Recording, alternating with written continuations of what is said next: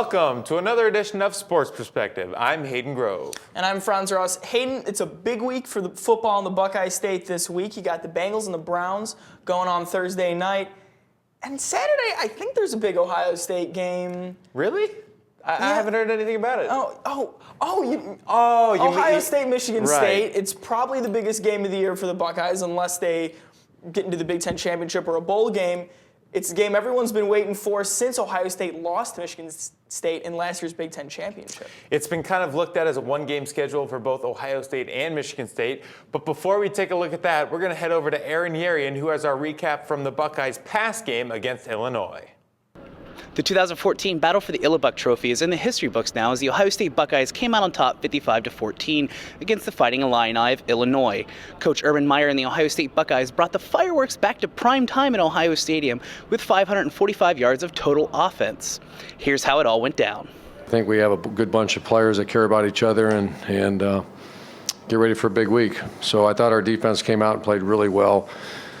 A little disappointed in red zone offense. There were a couple field goals I could have probably kicked, or we could have went for. But I still want to put a lot of pressure on our offensive line and quarterback in those kind of situations because we know they're coming down the road.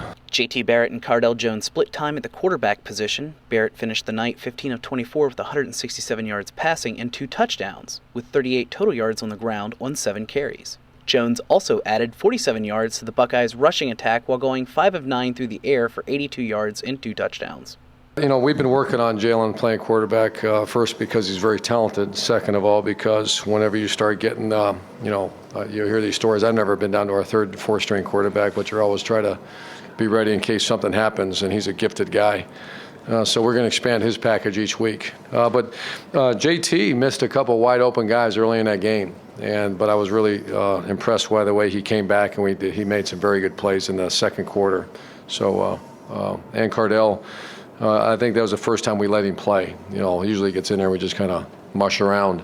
And he was in there with some really young linemen and still moved the ball. So I thought he did very well. Stan Drayton came to me middle of the week and said, I'd like to start Curtis Samuel this week. He's doing everything right and practice is extremely high level. And we still have great confidence in Zeke, but we have two guys who can play. You know, I thought we had opportunities early in that game to hit some wide open guys, and we just misfired. And whenever a quarterback throws high, it means the adrenaline. He was kind of juiced up, and Tom Herman, I just listen to the way he coaches them, and we have a lot of confidence, but that's one of the reasons we kept trying to put him in those situations to get some more confidence. And he left the game at halftime feeling very confident. I thought the receivers played well. They got themselves open. I thought we had a really good plan. The offensive staff did a nice job, putting them in places to get open. And I'm confident in JT that was an aberration more than it was a trend of any sort of issue. He's one of, if not the most accurate quarterbacks I've ever coached. So that was, I'd hate to play amateur psychologist right now, but we'll get to the bottom of why that happened. Once the season hits, not to sound cliched, but it's literally one game at a time. We can't afford to even you said, that back of my mind doesn't exist. I only have the front of my mind, and that's beating the team that we're supposed to play on Saturday. With Illy, the second oldest trophy in the Big Ten, safely back in Columbus, the Buckeyes are able to set their sights on that other team from up north, the Michigan State Spartans. It's going to be who's going to be the most physical, be the most aggressive. We're going to see who hit each other, so it's going to really come down to that. It's going to be coming down to the plays that need to be made when it all comes to it, and execution your keys. It hurt, so it hurt a lot.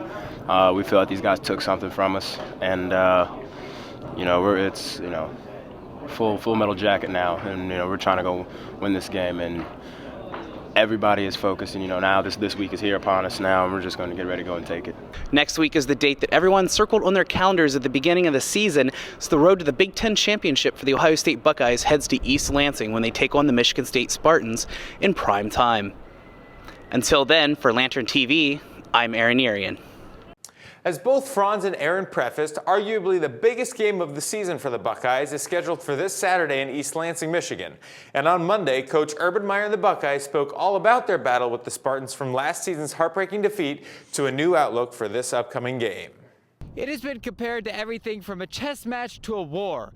But no matter the comparison, it is finally here. The ever-hyped matchup between Ohio State and Michigan State is set for Saturday night, and Urban Meyer and the Buckeyes know exactly what's at stake. They're the king of the top. They're the king of the hill right now, and because they won the championship, and you have to dethrone them. How you do that? You outwork them Tuesday, Wednesday, and Thursday. We know what's on the line for this game. We know what's at stake, and we know how important it is for us to be able to compete for a championship. But besides that, I mean, we're just going to prepare really hard and go play. If you play well in this game, you're going to be noticed. This is obviously a really big game. ESPN's going to be there, all that stuff. So you're on the national stage like you are most Ohio State games, but this one, the spotlight's really on this game. From the moment the Buckeyes fell to the Spartans in last season's Big Ten championship game, this impending matchup has been circled on calendars from East Lansing to Columbus. But now that it has arrived, the Buckeyes aren't really looking at it as an opportunity for retribution. Instead, they have a clean slate and an opportunity on their hands. This game isn't important because of last year. This game is important because we still have a lot of postseason dreams, and beating Michigan State is vital on that path. So I think that's why this game's important. This is a game that to get the respect that Ohio State deserves and has had in the past, you have to go compete and win this game.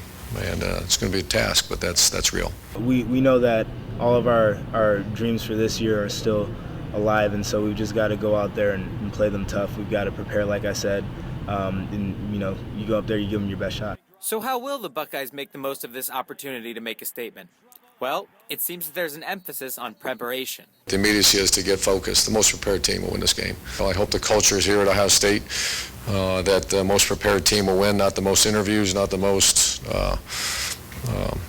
conversations you have. So the mentality that we want to have is we want to really work hard Tuesday, Wednesday, Thursday, get ready for the game at 8 o'clock Saturday night. For Josh Perry, preparation doesn't necessarily mean more work, just more efficient work.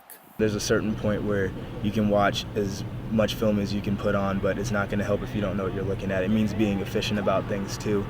It means taking care of your body. It means getting to sleep. It means taking care of the academics, and it means having a clear mind.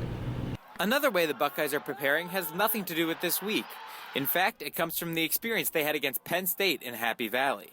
In retrospect, having won the game the way that we did, knowing that we played very poorly against a really good defense in one of the most hostile environments in all of college football, with every ounce of momentum on their side, really showed a lot. To be able to get into a game like that where you really had to put everything on the line and it came down to making a few plays was good. With that experience with the Nittany Lions leading them, the Buckeyes have a healthy respect for Michigan State and will look to do what they can to beat a tough football team. After watching them on film, they're a great team, and they stand in the way of Big Ten championship. They stood in the way last year and we failed, and so does that make them a rival? It makes them, in the way of something that we all want, and that's Big Ten championship. Yeah, there's a little added intensity. We understand that it's a pretty pivotal game in our season. They're the highest ranked opponent we've had all year, and it kind of is a deciding factor of how this season's going to go. Finally, even with the hype and the high stakes that come into play when the Buckeyes take on the Spartans, Meyer still believes the Buckeyes have only one rival. I'd love to have our players have a very clear understanding of rivalry games, the pageantry of it, and when you come back, to understand the rivalry. We have one rival here. As was mentioned many times by the Buckeyes, the bright lights will be upon them as kickoff is set for 8 p.m. from East Lansing. Until then, for the Lantern TV, I'm Hayden Grove. All eyes will be on football this weekend, but that doesn't mean there won't be other Buckeye athletic action. On Friday, men's ice hockey hosts Nebraska Omaha at the Schottenstein Center at 7. Women's volleyball hosts Maryland at 7 at St. John Arena. And women's ice hockey heads to Mankato, Minnesota for a 7:07 matchup with Minnesota State. On Saturday, men's and women's swimming have a meet with Denison and Princeton beginning at 11 a.m. Women's ice hockey continues their series with Minnesota State at 2:07, while men's hockey completes their series with Nebraska Omaha at 7, and women's volleyball hosts Rutgers at 7 as well. And on Sunday, basketball season officially begins as women's basketball opens their season with a 1 p.m. matchup against Eckerd College, and men's basketball opens their season with an exhibition against Walsh University at 4 p.m. Well, Franz, it's not often on Sports Perspective that we get to wear our analyst hats. Put on your analyst hat. But that's what we're going to do right now, as Ohio State and Michigan State have a big battle this weekend. I need 2 keys to the game, one for Ohio State to win and one for Michigan State to win, and then I'll follow with mine. Well, I think that both teams are going to be looking to do the same thing, which is deplete the run game on either side. J.T. Barrett and Connor Cook, both good quarterbacks. Connor Cook more than a good quarterback. He's having a great year, 17 touchdowns, 5 picks. But he's also aided by a really good run game led by Langford. Now, Michigan State's one loss this year to Oregon was caused for 2 reasons. One, Marcus Mariota went off that game. You're going to lose that game every time. The others was that Oregon really hurt Michigan State's run game. They held them to 3.4 yards per carry. They've averaged 5.3 this season, and they had 9 tackles for loss. So I think if Ohio State can win the battle of the trenches there and hurt Langford and just force Connor Cook to pass, they have a chance. The same side with Michigan State. If they can stop Ohio State's myriad of running backs from having success and just force JT to pass, and mind you, Barrett didn't look that great against Illinois. A lot of wild throws. I think that they can win as well. So really, whoever has the better run game wins this game. Now that sounds obvious, but it's going to be easier said than done to win. For me, Ohio State needs to do one thing. They need to get to Connor Cook. If they can get Joey Bosa and the defensive line into that backfield, force him to make bad throws, that's going to be their key to victory. And, of course, they have to stop the run, but Michigan State is so solid in the run game. I don't know how well they're going to be able to do that. But with Connor Cook, you got to get to him, force him into bad throws, because if he has all day in the pocket, he's going to pick apart this Ohio State secondary. Now, on the opposite side for Michigan State, I kind of agree with you. We've kind of seen the formula for how to beat Ohio State at this point, and it was how Virginia Tech did it. Load the box, eliminate the run game, make J.T. Barrett throw passes that, as you said, with Illinois. If he even has time to do so. Right, if he even has time to do so. But when he does throw, we saw it against Illinois. He was not accurate, and I don't know if that has to do with his knee or that has to do with just the emotions or what have you. But in any case, if they can stop that, if they can make J.T. Barrett throw the football, and we'll see if he can throw it well, it's going to be on J.T. Barrett to win this game for Ohio State. And if Michigan State can stop the run, I really don't see J.T. Barrett walking into East Lansing against a really, really good Michigan State team and winning. So it'll be interesting to see, but I will be there, and then it'll be an exciting matchup nonetheless. Well, that's going to do it for this episode of Sports Perspective. Be sure to tune in next week for all of our coverage from East Lansing and for some coverage with Ohio State basketball and hockey that will be underway this weekend. That should be an exciting time. Basketball's back. It's hoop time at Ohio State once again. All right, also be sure to check out Aaron, Andrew, and Kaylee on this week's episode of Chalk Talk, which should be out on Friday. Find our social media on Twitter, Facebook, and Instagram, and have a fantastic week. For Franz Ross, Aaron Yarian, and the entire crew at Lantern TV, I'm Hayden Grove.